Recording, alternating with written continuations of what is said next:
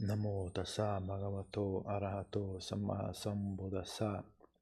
Namo tassa bhagavato arahato samma sambuddhassa. Namo tassa bhagavato arahato samma sambuddhassa. Buddham dhammam sangham namassami.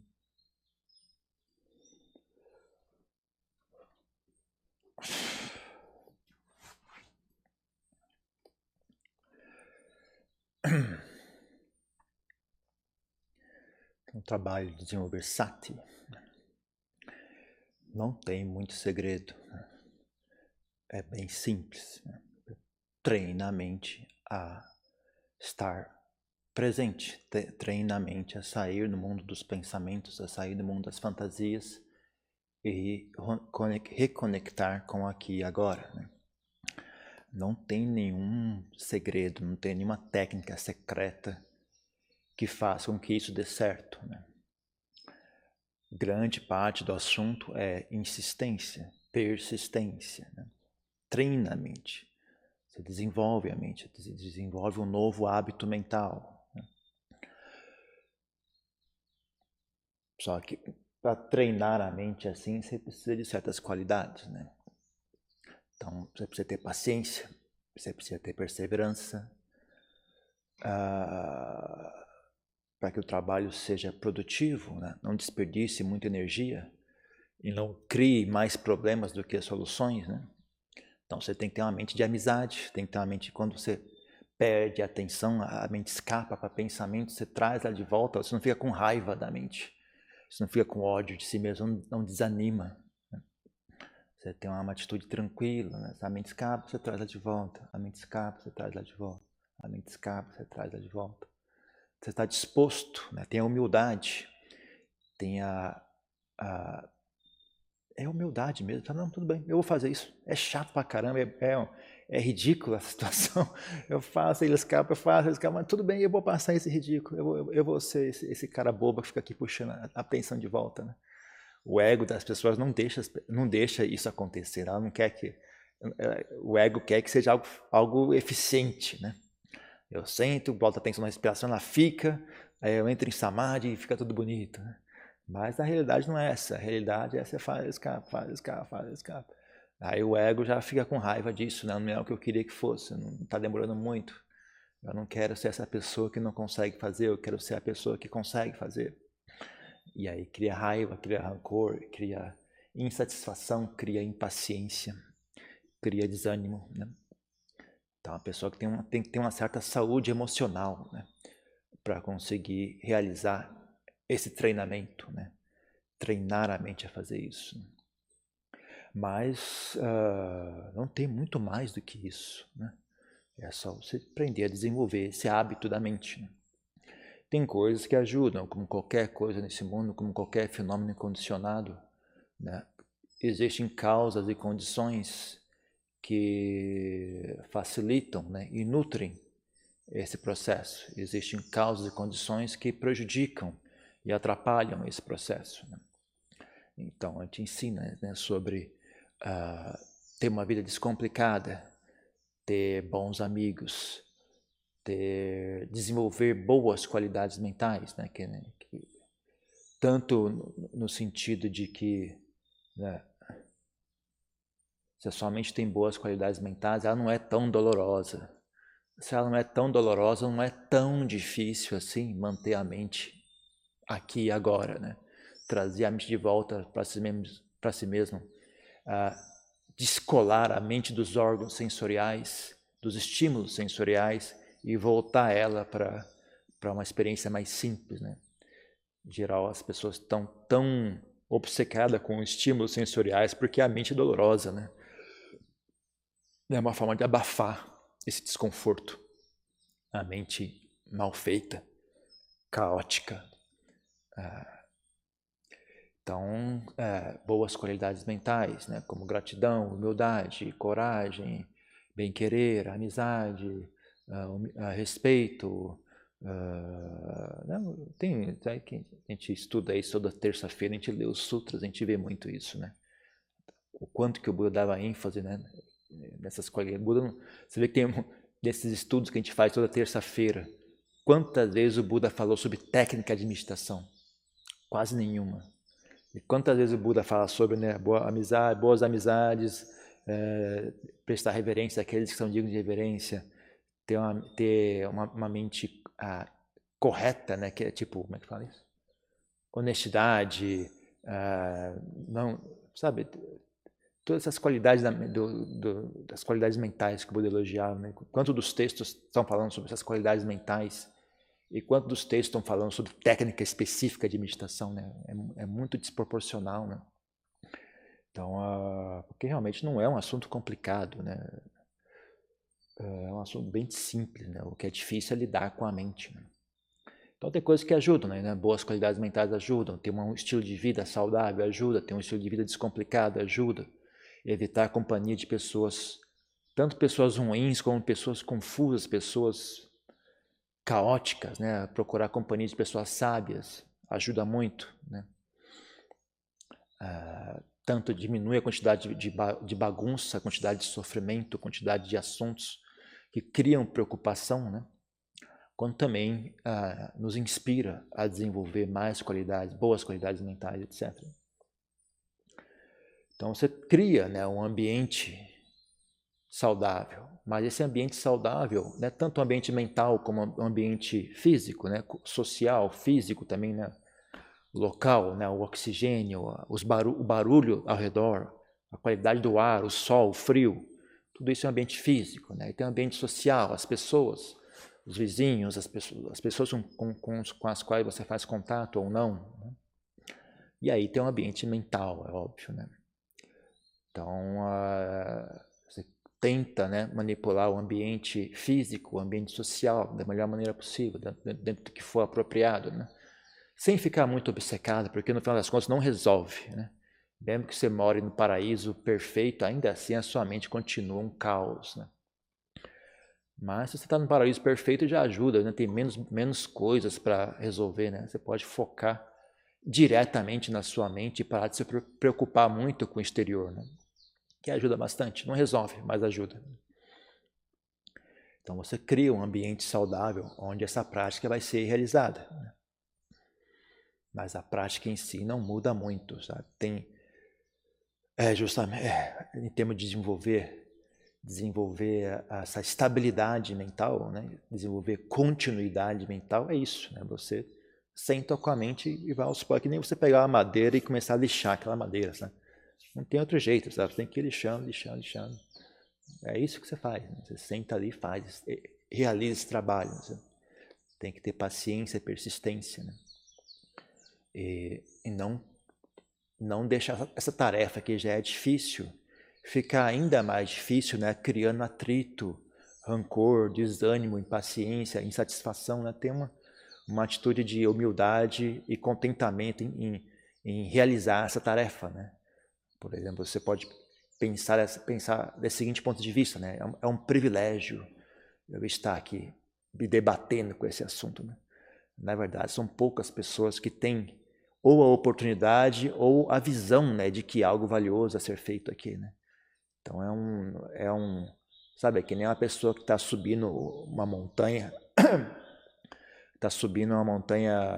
que é o Monte Everest, sei lá qual é a montanha, subindo a montanha e está falando, isso aqui é difícil pra caramba, mas é um privilégio eu estar aqui, né? Nem todo mundo consegue estar aqui, né?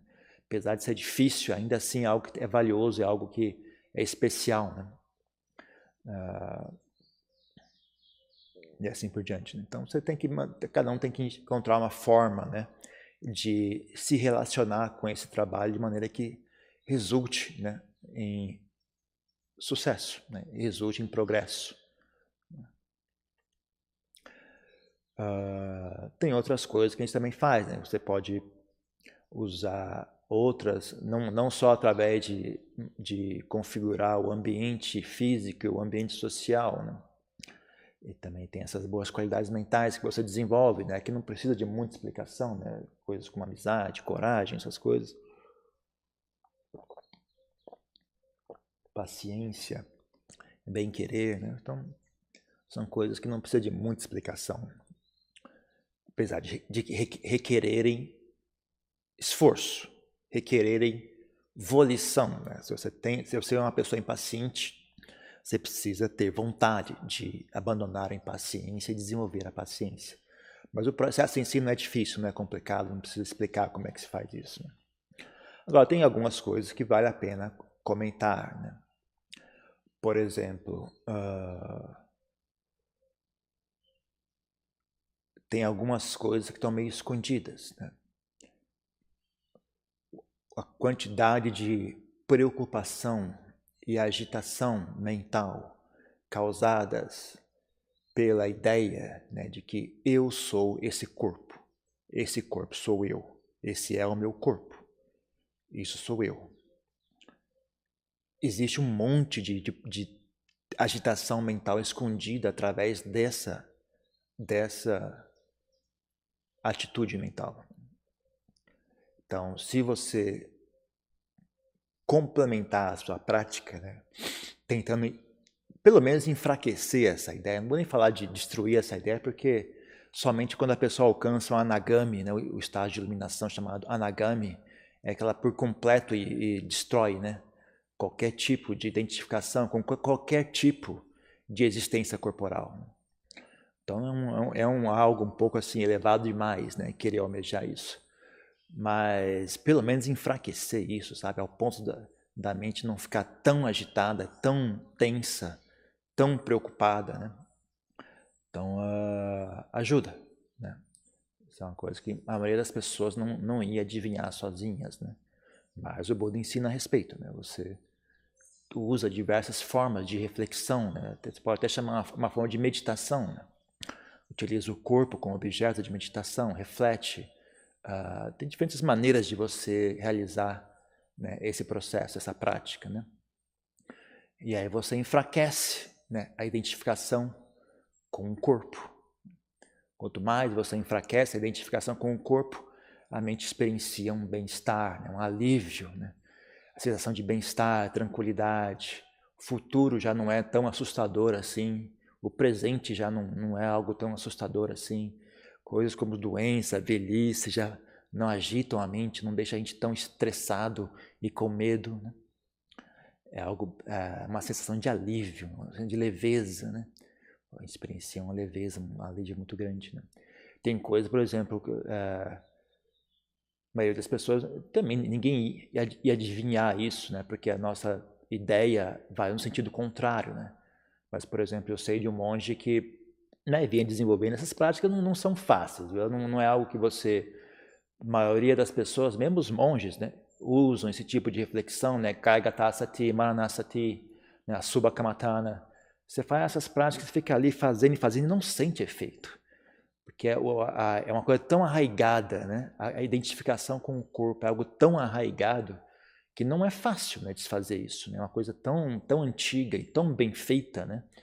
Que não é fazer 2 ou 3 vezes que isso se resolve, né? E também há muito atrito na mente. Quando você começa a fazer essas práticas, se você não tiver uma boa fundação, um bom leque de ferramentas para lidar com o que vai acontecer, né?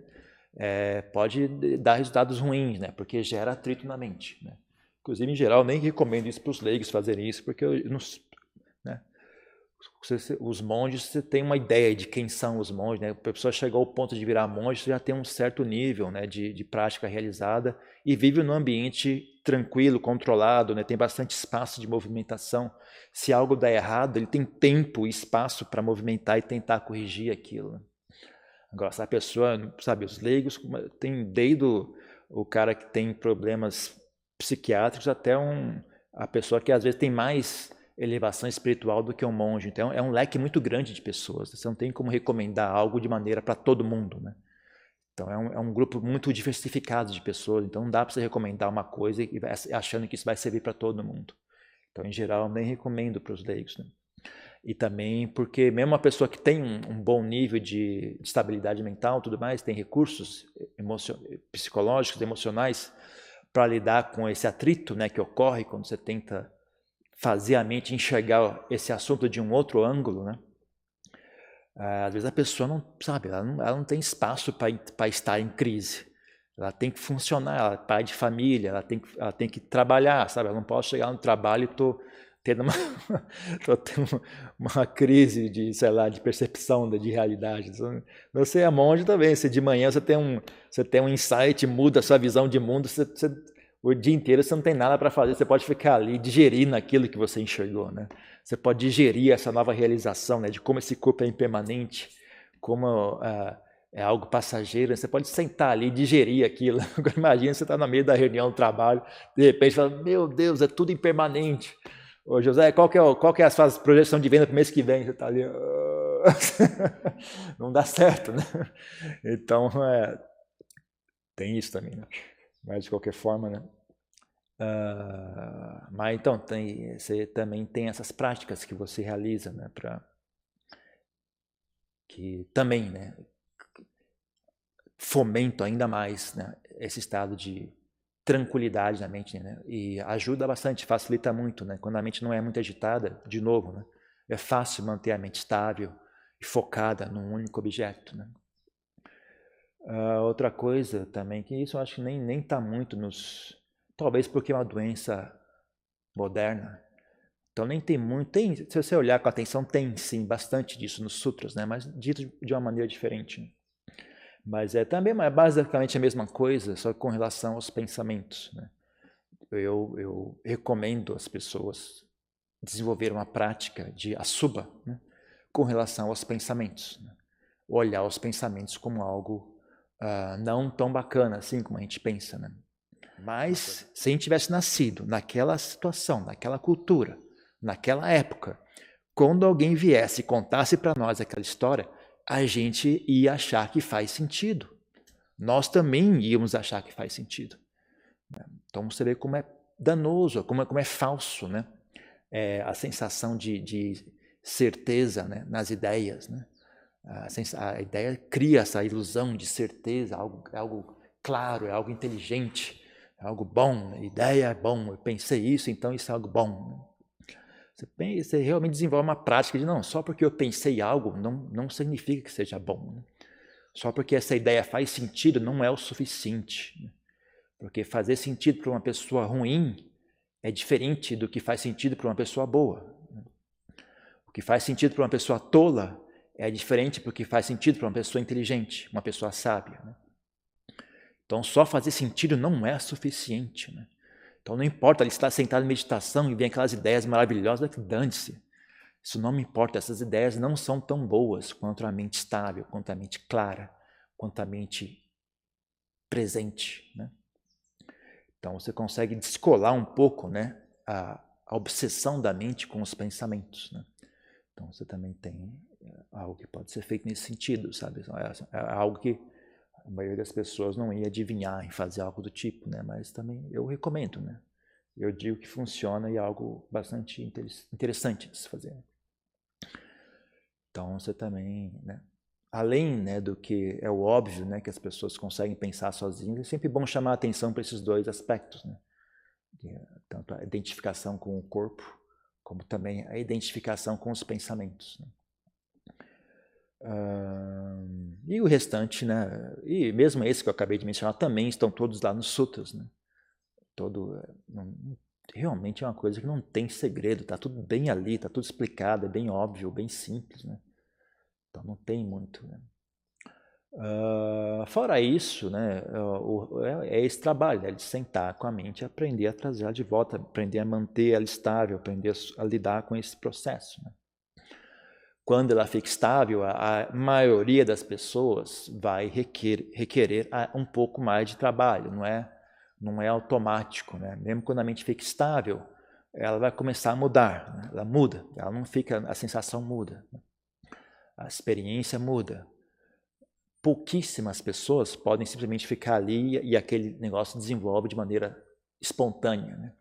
A maioria das pessoas vai ter que ter um esforço em conseguir manter a mente naquele objeto de meditação, né? Até que ele fique realmente estável e firme, né? Não é tão óbvio assim. Né, algumas pessoas começam a ter visões, começam a experienciar isso, experienciar aquilo, e fica confusa com tudo aquilo, né? Então também requer um pouco de atenção, requer um pouco de continuidade, não é algo tão óbvio, né, para a maioria das pessoas. Né? Então tem mais trabalho a ser feito, mas é mais ou menos os princípios continuam sendo os mesmos. Né? Então esse é né, não tem, o trabalho realmente é um trabalho interno. Né? Não, agora, você também utiliza, né, dentro desses questão de fatores, ambiente externo, ambiente social, né? Também tem um aspecto de ambiente, eu não sei que nome dar a isso, né? Mas vamos supor, né? Que nem eu estava conversando com uma pessoa ontem, né? A prática é a mesma, onde quer que você vá, sabe? Se você for para um mosteiro tibetano, vai ter um ambiente, um mosteiro tibetano, vai ter muitos rituais, vai ter cânticos, vai ter cerimônias, vai ter, né, o jeito que eles comem, o jeito que eles se sentam no chão, né? Vai ter uma roupa, vai ter uma comida, vai ter um ambiente. Né? E aí a prática você realiza naquele ambiente. Se você for para um mosteiro no Sri Lanka, onde tem muito estudo, né, das escrituras, né? Então você está naquele ambiente. Aí a sua prática ocorre nesse ambiente. Em meio àquelas aulas de Pali, leitura de sutra e tal, você trabalha ali dentro, naquele ambiente. Né? Você mora numa casa com uma família, você vai trabalhar naquele ambiente. Você mora no mosteiro da floresta, vai trabalhar naquele ambiente. Só muda o ambiente, mas a prática continua a mesma. Né? O assunto a ser com qual lidar continua o mesmo. Né? A questão é que tipo de ambiente energiza você, ou que tipo de ambiente prejudica, né, você. Né? Que tipo de ambiente você funciona bem, que tipo de ambiente você não funciona muito bem. Né? Então, vou supor, se fosse o meu caso, se eu fosse morar no mosteiro tibetano, eu ia ficar irritado o tempo todo, né? Eu ia ficar toda hora irritado, porque não é a minha característica. Né? Eu não sou muito chegado em cerimônias, em rituais, eu não sou muito chegado nesse tipo de coisa. Né? Então eu ia ficar ali toda hora, sabe, tendo que ficar e achar aquilo irritante, e achar aquilo cansativo. Se eu fosse num mosteiro de estudo, também é a mesma coisa. Eu ia ficar lendo aquele monte de livro, tentando memorizar aqueles textos, e ia ficar, meu, o que eu estou desperdiçando meu tempo com isso? Isso não ia trazer deleite, né, na minha mente. Né? Mas essa pessoa que eu estava conversando ontem, ela relata o oposto. Né? Ela está nesse mosteiro onde tem muito estudo, ela sente que aquele estudo traz inspiração para ela, ela se sente inspirada, graças ao estudo dos textos. Ela está memorizando, aprendendo a falar Pali. Né? Quando ela aprende a falar Pali, ela se sente mais inspirada, ela se sente mais empolgada em praticar. Então, sabe, então você tem que buscar um ambiente, né, onde a sua prática floresça. Isso depende da sua personalidade. Né? Você não tem obrigação de ser de um jeito ou de outro. Né? Então, ainda mais aqui no Ocidente, as pessoas têm opções infinitas. Né? Se você nascesse no Tibete, nascesse na Tailândia, é um pouco limitado. Né? Na Tailândia tem bastante opções também. Né? Tem muitos estilos diferentes de mosteiro na Tailândia. Desde mosteiros que tem muita prática devocional, até mosteiros que tem muito estudo, até mosteiros que tem muito reclusão e silêncio. Né? Então tem bastante variedade. Eu não sei como é que é no Tibete, né? Mas ainda assim, né, você tem uma quantidade limitada de opções. Já no Ocidente tem de tudo, né? Tem desde pessoal tomando drogas alucinógenas até, sei lá, tem de tudo, né? Então, não estou dizendo que tudo vale, tudo igual, não tem problema, qualquer lugar tá bom, desde que você... Né? Não é bem isso, né? Estou apenas mencionando como há opções disponíveis, né? Então, façam uso, né? Já que há tantas opções disponíveis, façam uso disso. Né? Procure conhecer bem a si mesmo, né? Aprender a enxergar as suas características, né? E encontrar um estilo né? um ambiente em que você se sinta... Aquele ambiente nutre, né? seu trabalho, né? É algo que ajuda. O ambiente é apenas uma ferramenta. Né? que é também um engano muito comum. As pessoas dizem, né? E aqueles que ouvem e acreditam, né? Que nós somos o caminho para a iluminação. Né? Então, se você quiser se iluminar, você tem que fazer parte do meu grupo. Se você não fizer parte do meu grupo, você não vai se iluminar. Né? Mas, na verdade, eu acho que isso é mentira. Né? Eu acho que mesmo nós aqui, nós somos apenas uma ferramenta. Né? Nós não somos o dono da iluminação. Então, a maneira correta de usar isso sem chegar como isso, né? São apoios. Né? Outra pessoa, outro dia, veio também falar, né? Do jeito que ela falava, eu estava num grupo X, né, em busca da iluminação, mas aí eu fiquei, como é que chama? Desencantado com o comportamento dos mestres, dos outros praticantes, e aí abandonei aquele grupo. Me senti muito mal, porque eu senti que eu abandonei a minha busca pela iluminação. Né? Está errado isso, né? Você abandonou aquele grupo. Né? Isso não deveria estar conectado uma coisa com a outra, sabe? Você sair de um grupo religioso não significa que você abandonou a busca pela iluminação. Essas coisas não são sinônimos, né? Então, tem que ter essa visão, né? Isso são apenas recursos, são apenas apoios, né? Na medida que é útil, que é benéfico, estar num grupo tal, você vai no grupo tal, se beneficia daquilo. Né? Se você funciona melhor morando numa casa e trabalhando sozinho, então fique em casa, trabalhe sozinho. Apenas frequente o mosteiro de vez em quando, se for o caso, né? Ou então nem frequente mosteiro nenhum, fique lá sozinho, como você achar melhor. Né? Você tem que aprender a lidar com a sua própria mente. Né? Mas essas coisas são recursos, né? Alguns recursos são muito úteis. Né? Ter o que o Buda chama, você quer saber o que é útil ou não? Olha o que o Buda ensinou. Né? Então ele elogia muito, né? Possuir o que a gente chama kalyanamitas, né? Bons amigos, não só no sentido de pessoas boas, mas no sentido de pessoas que ajudam a gente no caminho de prática. Né? Então, Kalyanamita mais excelente é o próprio Buda. Né? Em seguida do Buda, né, são a Arya Sangha, né, os seres iluminados. Né? Em seguida da Arya Sangha são as demais pessoas que têm boa experiência com a prática do Dharma, né, que podem partilhar a experiência, ajudar a guiar, né, a gente, etc. Então, procurar bons kalyanamitas é algo útil, é algo bastante, mas é um apoio, né? É um apoio. Né? Não, como é que se diz? Não isenta vocês de ter que ter esse trabalho interno, né? Mesmo que nos sutras, né, tem aquela história famosa, né, que o Buda, o Ananda fala, né, da forma que eu entendo, né, ter um kalyanamita é metade do caminho, né? Aí o Buda fala, não, Ananda, ter um kalyanamita é 100% do caminho. Mas isso é uma figura de linguagem, né? Tá tentando expressar o quão importante é ter um guia, não um professor, né? Mas em último caso, o professor é o Buda, né?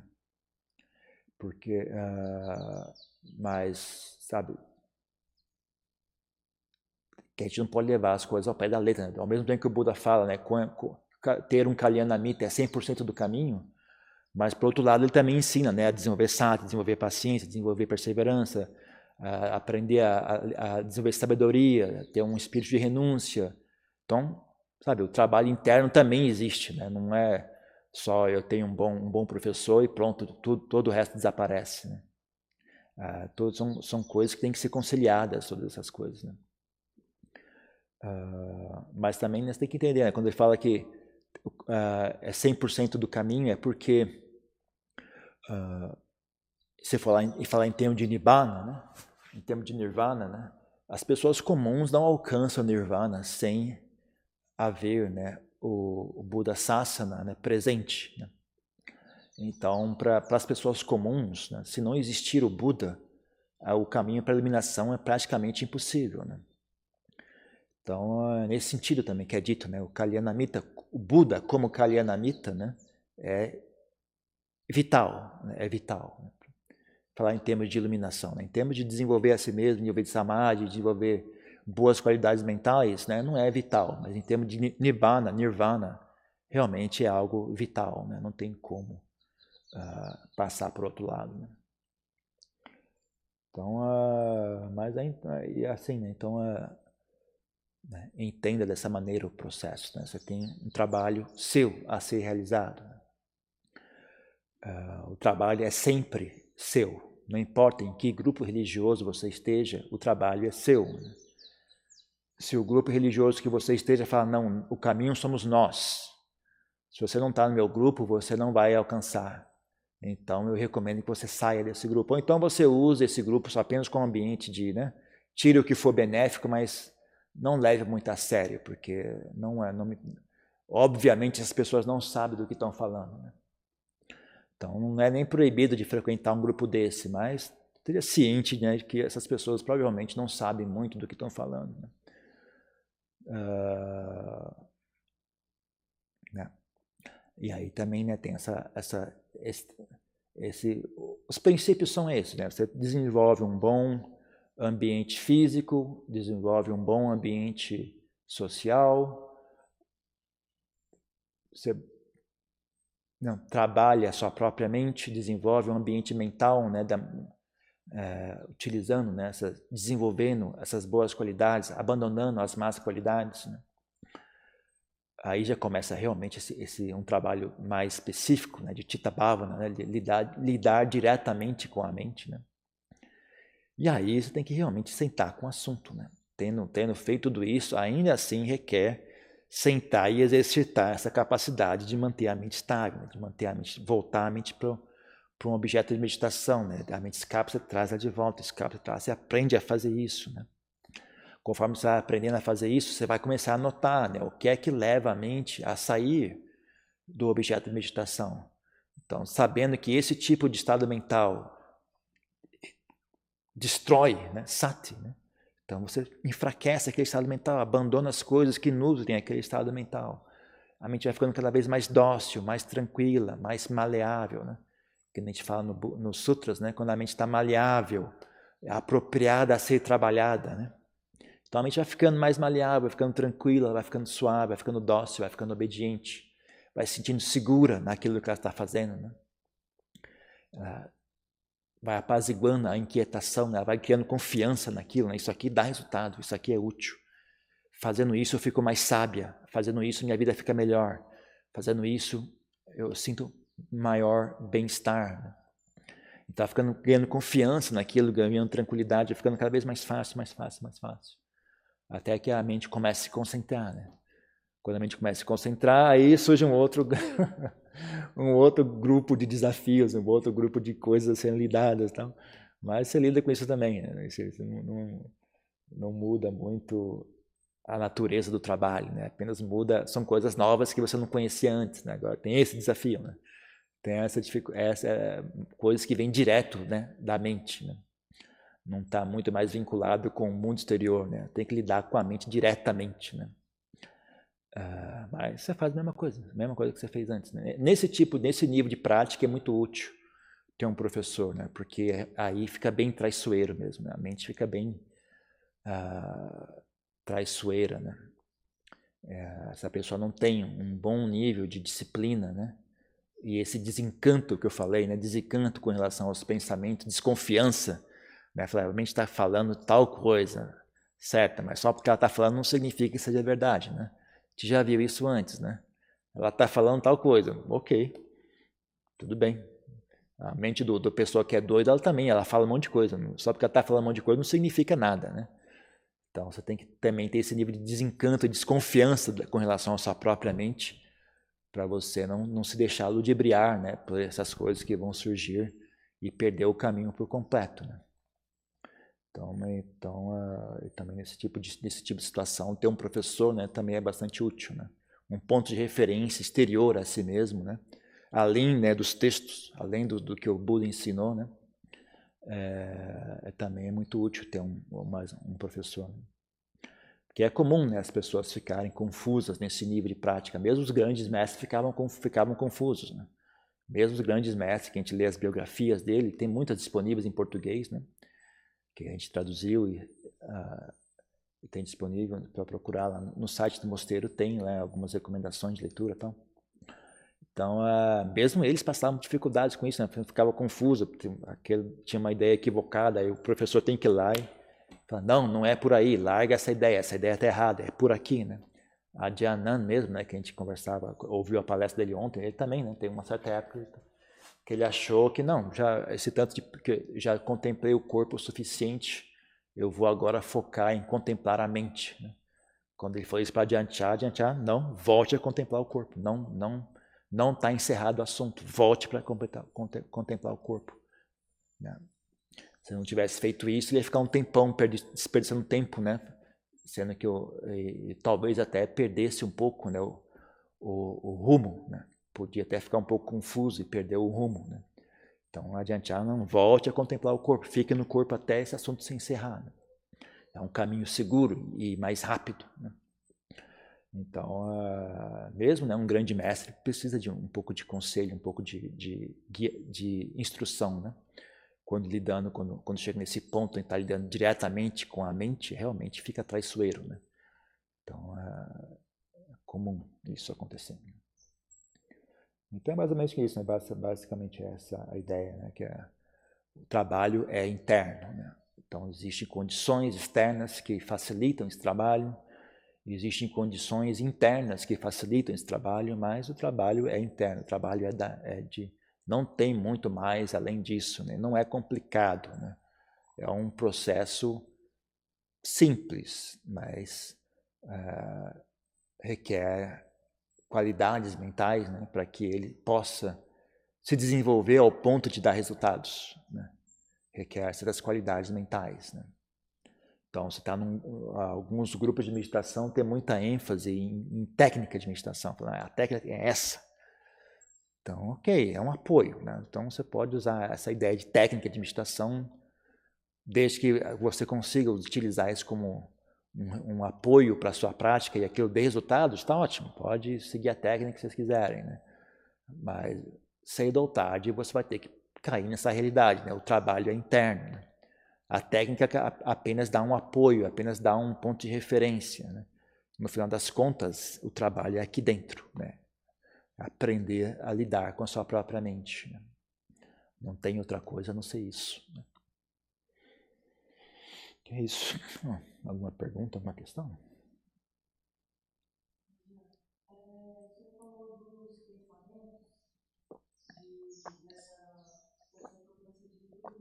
Adjan, Só um minuto, por favor. Eu comecei a praticar uma coisa que você fala, né, quando você estava começando, estava mais, acho que no início comum, e aí tinha que acordar 3 da manhã para meditar. E não dá tanta trela com os pensamentos. E eu comecei a praticar isso e tem sido muito bom. Eu acho que eu tenho algum vislumbre de como que os pensamentos não são tão confiáveis. Porque eu percebi como que eu penso demais. E as emoções? Elas são assim, ruins também? As emoções são mais fáceis porque as emoções elas são bem óbvias, né? Então tem emoções que são dolorosas, tem emoções que são agradáveis. É bem isso, sabe? Raiva é doloroso, ansiedade é desagradável, medo é desagradável, né? Compaixão é agradável, amizade é agradável, equanimidade é agradável, né?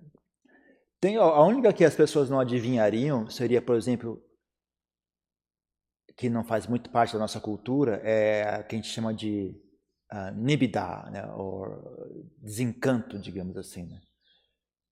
Desencanto pode ser agradável, se aquilo que você estava pegado gera ansiedade, gera tensão. Então, por exemplo, essa contemplação do corpo, né, da morte, etc.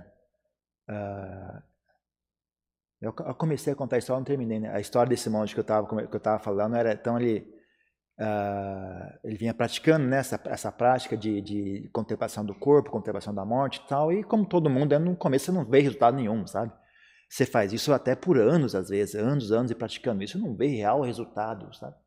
Mas você tem fé na prática, você tem fé no Buda e você continua praticando, né?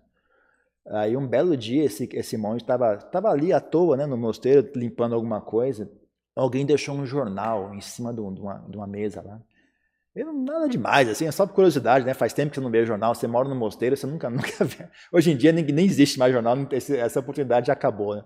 Mas naquela época ainda existia jornal, né? Aí ele pegou o jornal, estava ali olhando e tinha uma reportagem de umas talvez artista ou cantor, imagina que seja algum grupo pop, né, de música, né? Umas mocinhas bonitas assim, né? E elas fazendo um ensaio fotográfico na feira, né, com frutas e tal. E na feira da Tailândia tem muita feira de rua também, que nem no Brasil, né? Então ela tirando foto aquelas moças, né, na rua, tal, tirando fotos. E de repente ele viu aquelas moças como cadáveres, sabe? Na frente dele, a imagem virou imagem de cadáveres, né? E aquilo deu um senso assim de desencanto muito grande, né? Só que quando a essência de desencanto também veio junto com alívio, né? Um senso de alívio, de leveza, ao mesmo tempo, né, que tem esse desencanto, você vê como tudo isso é falso, né? Essa beleza exterior é falsa, né? Só que junto vem esse alívio, né? Já que isso é falso, então toda essa preocupação não procede, eu não preciso me preocupar com nada disso, tudo isso não preciso ter medo nem preocupação com nada disso, né? Então aquilo, um senso de alívio que durou dias, assim, ficou, acho que uma semana, sabe? A mente tranquila e serena, assim, como se nada conseguisse perturbar a mente, sabe? Mas não é iluminação, porque depois de uma semana, a mente volta aos poucos, né? Volta a seu hábito anterior, né? Mas ainda assim, esse é um tipo de coisa que as pessoas nunca adivinhariam, né?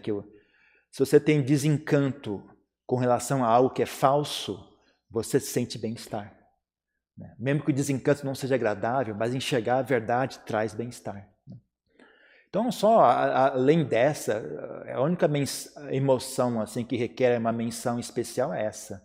O resto é meio que óbvio, né? Amizade é agradável, tranquilidade é agradável, estar em paz é agradável.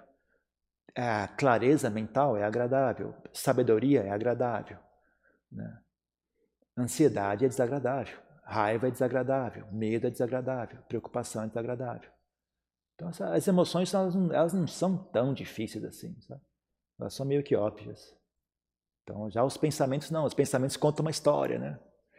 As emoções não contam história nenhuma, elas são bem, ó, é isso aqui, é essa sensação. Ela é agradável ou não. Já os pensamentos não, né? Eles têm toda aquela história, tal, consegue convencer você a fazer umas coisas absurdas, né? Prometendo que vai ser bom, né? Só que não é verdade. Então, por aí. Quem mais tem uma pergunta? Adian, Pois não?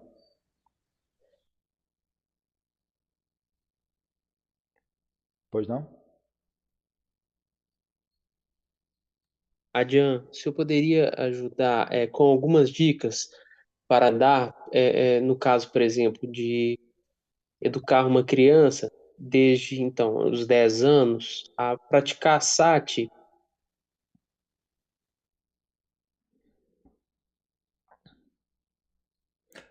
Eu não. Você pode inventar atividades, encorajar elas a desenvolver atividades que requer, né, a capacidade de estar atento, né? Mas tem que ser, né, como é uma criança, é bom que seja algo agradável, né? Então você tem que conseguir atividades que sejam agradáveis e que requeram atenção, né?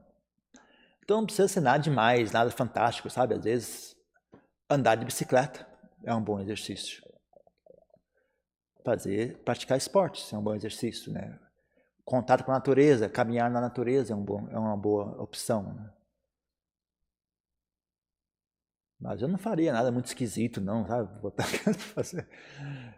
Tenta coisas assim que já fazem parte do dia a dia, né? Que são normais, né? Que requer ela ter um estado mental, né? Por exemplo, você vai jogar futebol, né? Você tem que prestar atenção na bola e você vai ter que aprender a lidar com os outros jogadores, né? Aprender a trabalhar em grupo, né? A colaborar, etc. Então, tem coisa que você pode fazer assim, né? Mas não. Hoje em dia as pessoas são espertas demais, é uma esperteza tão grande que vira burrice, né? As pessoas hoje em dia estão colocando sensor na cabeça do cara e bota ele para ficar tentando manipular um objeto lá na tela com um sensor, né? Meu Deus do céu, uma coisa tão complicada, um negócio tão simples, as pessoas complicam tudo, né? Eu não sou, eu acho que né, talvez só tirar a pessoa do videogame, né, e achar coisas que requer, né, a pessoa até desenvolver boas qualidades. Artes marciais, por exemplo, né, é uma boa também. Esse tipo de coisa, assim, não tem nada demais, não, gente. É a coisa normal que a gente já conhece, sabe? Não precisa reinventar a roda, não, né? Só tentar diminuir a quantidade de tempo que a pessoa passa, né, distraída no celular, no videogame, e tentar encorajar a pessoa a desenvolver coisas mais reais, assim, né, que requer boas qualidades da mente para que funcione, né? E tem coisas que em si já fomentam boas qualidades, né? Que nem que eu falei, ter contato com a natureza, ir acampar, ir caminhar na natureza, ir visitar a cachoeira, né? Ir passear no parque, andar de bicicleta no parque. Esse tipo de coisa já é o suficiente, sabe? Não precisa ter nenhuma prática assim secreta, botar o moleque para recitar sutras e fazer. Eu acho muito mais vantagem ser normal, né? As pessoas têm muita ganância, às vezes, por obter algo, né? E começa a ficar esquisito, né?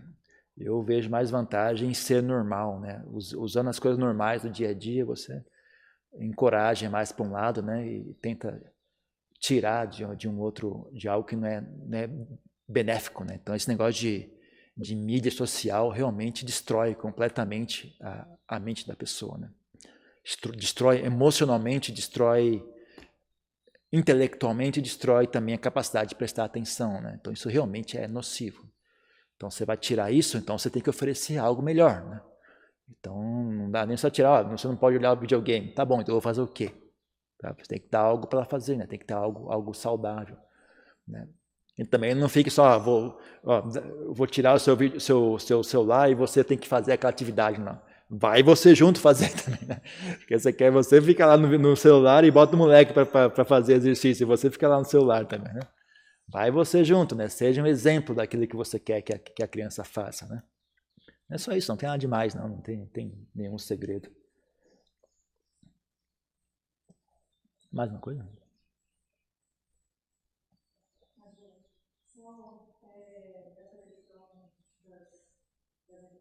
Quando elas estão muito intensas, será que eu deveria proceder como nessa questão assim, de não dar muita tela e tentar focar na respiração mesmo quando isso está um pouco tenso? Sim, você pode. Uma boa meta é eu conseguir estar presente durante essa emoção desagradável. Você já um bom. Você parar para pensar é algo muito raro. Quase ninguém consegue fazer isso. Então, se você simplesmente conseguir estar presente durante uma crise emocional, sabe, sem entrar em pânico, sem desesperar, só ficar ali e sentir aquela emoção, por mais agradável que ela seja, você consegue permanecer ali e sentir aquilo, já é praticamente um milagre, né? Hoje em dia ninguém consegue fazer isso. Então não precisa nem pensar em fazer a emoção desaparecer, né? Simplesmente estar presente, se você conseguir esse tanto, já é praticamente um milagre, né? Já é algo realmente louvável, que pouca gente consegue fazer. E eu digo, né, se você conseguir estar presente durante um estado emocional negativo, doloroso, cedo ou tarde aquilo vai se resolver, porque a mente não consegue ficar igual, a mente muda. A mente é um fenômeno dinâmico. Então, se ela tem a experiência de estar presente durante aquele sofrimento, alguma coisa vai mudar, sabe? Ela vai perceber, porque nenhuma mente quer sofrer. Então, se você conseguir ficar ali, experienciar aquele sofrimento, cedo ou tarde ela vai perceber algo, ou ela vai perceber qual é a origem disso e vai resolver o problema na origem, ou no mínimo, esse é o mais burro de todos, sabe? Eu sou desse, eu estou nesse grupo de gente burra, né? Você está ali olhando aquele sofrimento, de repente você percebe, esse olhar não sofre. Tem o sofrimento e tem o olhar que experiencia o sofrimento. Essa ciência não está sofrendo. O sofrimento está ali e aqui está a ciência. Se eu simplesmente dar um passo atrás, né, é que nem você está, sei lá, você está debaixo do sol, né? Que sol horrível. Aí você dá um passo atrás, vem para a sombra. Passou o calor. É uma experiência assim muito simples, assim, né? Muito imediata, né? Mas é uma coisa que acontece, sabe? Se você tiver paciência de estar ali experienciando aquele sofrimento, pode ser que você tenha esse insight. Ou então, melhor ainda, pode ser que você descubra, né? Olhando aquele sofrimento, você descubra qual é a origem dele. Aí você abandona a origem. Abandonando a origem, ele cessa. E assim por diante. Então, eu colocaria meu esforço nisso, sabe? Eu quero apenas estar ciente. Eu não quero resolver nada. Eu só quero estar ciente. É isso que eu quero. Não quero mais nada. Porque estando ciente, a cessação do sofrimento vem quase que espontaneamente, né? Cedo ou tarde, a mente muda, ela não consegue persistir. A mente não consegue ficar igual. Né? Eu falo, burrice é impermanente. Então, se você expõe a mente a um conhecimento, ela muda. Né? Burrice não persiste, burrice é fraca, burrice é frágil. Né? Se a mente tem opção de enxergar, né? Que nem escuridão, né? Se você joga a luz, a escuridão some. Ela não consegue persistir. Ela é fraca. Né? A escuridão é muito fraca. Ela some na hora, assim. Então é por aí. Né? Ok?